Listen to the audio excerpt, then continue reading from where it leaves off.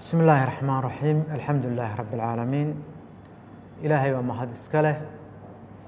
إله أبارتي إنك ساري رحمنا إنه بدلي إله إنك دقا أمة إسلامة أنت كذب وحن ربها لك إنك غير هذا حالة التاجن يسبدل هذا كتيرة دولة فدرال كي دقان كغير ماخر رونهانتي مانتا xaaladda lagu jiro xaalad aad u adaga ay reer maakhir ku jiraan oo runtii aad u adag oo duruuf adaga waxaanu la soconnaa dad fara badan in laga soo barakiciyey magaalada Ceerigaabo ay daadsan yihiin dhul fara badan ama magaalooyin fara badan dadkaasoo 50,000 kor u dhaafaya ilaa ay haddana aanay jirin xal xabad ah ama xal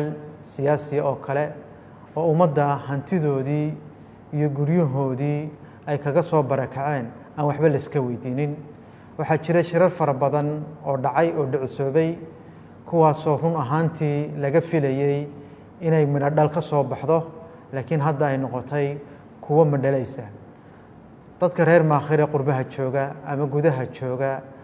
ama meeshay doonaanba ha joogaane maanta waxaa looga baahan yahay qof waliba halka uu joogo inuu xil iska saaro xaaladda lagu jiro aawadeed ishayntii iyo kala aragti duwanaanshiyihii iyo isducaducayntii maanta waxa ka habboon in miis la wada yimaado xaaladda laga tashado waxaynu la soconnaa xaaladiba xaaladday ka sii dambayso inay deegaanka iyo dadka iyo mustaqbalka ummaddan ay ku tahay dhibaato aanay ka soo kaban karaynin reer maakhir run ahaantii waxa la habboon dhaqankooda waxa dhex yaalla in la turxaan bixiyo isim kastana gurigiisa loogu tago guddi la iska saaro qurbaha ka yimaada iyo gudaha ka yimaada isimkii diida danta deegaanka reer maakhir noocay doontaba ha noqoto iyo masiirkooda qofkii ka hor yimaada in tala laga qaato waxna la iskaga ogaado inta rabtana la garab istaago la raaco dhaqanka reer maakhir ama isimada waxaan tala ahaan ku soo jeedinayaa xurgufteedin ka dhaxaysa inaad meel iska dhigtaan ood meel isugu timaadaan xaaladda lagu jiro aawadeed haddii tabasho kale ay jirtana aada isboogdhaydaan laakiin aydan noqonin did sidaa deegaankii oo u burburaya oo maalinba maalinta ugu dambaysa marxaladdiisu sii adkaanayso inaad kala taganaataan waa in la qaataa door muhiim ah oo arrintaa lagaga shaqaynayo waxa aynu la soconnaa in maanta ay Puntland magaalada hadaaftimo tiri kastan baa laga sameynaya sideedabana kastan waxa laga sameeyo waa xuduud taasi waxay dhaawac ku tahay in dadkii reer maakhir la kala qaybinayo gobolkii la kala qaybinayo dadkii la rabo qoloba meel la yiraahdo waa raacsan yihiin mid inoo cuntantana maaha mid la qaadan karana maaha mid laga aamusi karayana maaha waa arrin la doonayo lagu mujaxaabiyo masiirka ummadda iyo kacdoonkooda reer maakhir waa mid lagu kala dhantaalayo wada dhalashada dhiig wadaagga iyo dhaqanka wadaagga lagu kala dhantaalayo oo mid walba la rabo in magac loo saaro reer maakhir waxaan kula talinayaa in ay qaataan doorkooda hogaamiye cali axmed faatax oo la doortay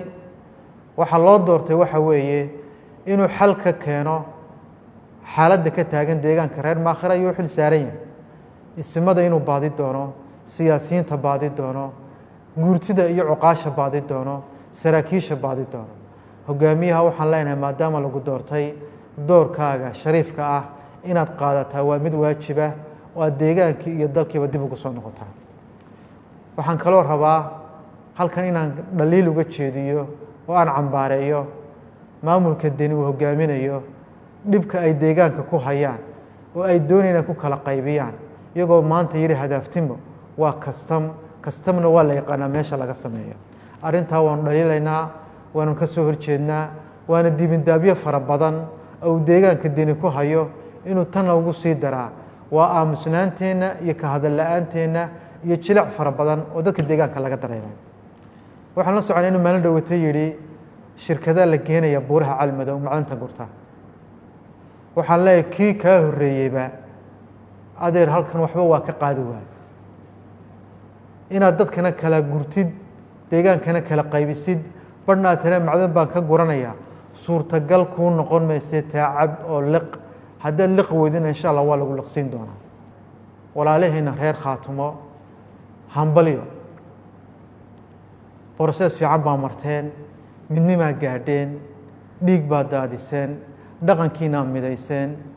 waxaad dhisateen maamul maanta dowladda federaalka ay aqoonsatay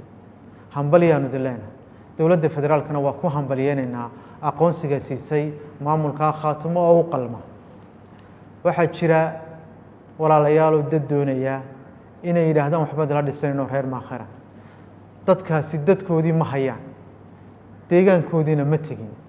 dadkoodii oan midaysnayn iyo deegaankoodii aan midaysnayn goosana idiin timaadaa waxba allaale waxa idiin soo kordhinaysaa ma jirto deegaankaygana dhibaatun bay u keenayaan idinkana dhibaatun bay idiin keenayaan dad kuraastoodii kala soo cararaya garow iyo boosaaso oo laascaanoodle waa keenaynaa masiirka reer maakhir mid ay ku matelaan ma aha qofka raba inuu kuraastiisa qaato waa inuu dhahar iyo badhan geeyaa kaasaa ummadda masiirkeeda ka talinaya kaasaanay reer maakhir rabaan laakiin maamul baan ka tegaya maamul kaloon deegaankayga iyo dadkayga aanan u warhayn baan dhisayaa mid macquula maaha reer khaatumo dastuurkaa dhisanaysaan waa idku hambalyeynaynaa marxaladda aad ku jirtaan ee kala guurka inaad maamul u rasmiya u gudubtaanna waa idinku hambalyeynaynaa haddaanu nahay annaga reer maakhir waxaanu ku jirnaa inaanu midowno isu nimaadno danahayga iyo dantayda ka raacanno cid siidhi noo haysa ama wakti nagu socdo oo naloo qabtay oo la yidhi xilligaa iyo xilligaas haddaa waxaad samayn weydaan waxaasaa dhacaya ma jirto masiirka maakhir dadka deegaanku ka go-aa iyagana masiirkooda iska leh maamulkooda iska leh meeshay aadayaana waa mid iyada ka go-da afraad kuraasi doona iyo kuwo kuraasi raba inay meel kale la aadaan ma matelaan yaana idin khaldin maamulkiina curdinka ah socod baradka ah raba inuu meel fiican gaadho allah idinku barakeeyo meel alla aad ku sugtaanna waa joogtaan waxaan kaloo rabaa halkan inaan kala hadlo aan ereygayga dambe siiyo siyaasiyiinta reer maakhir ee raba inay reer khaatumo wax la dhistaan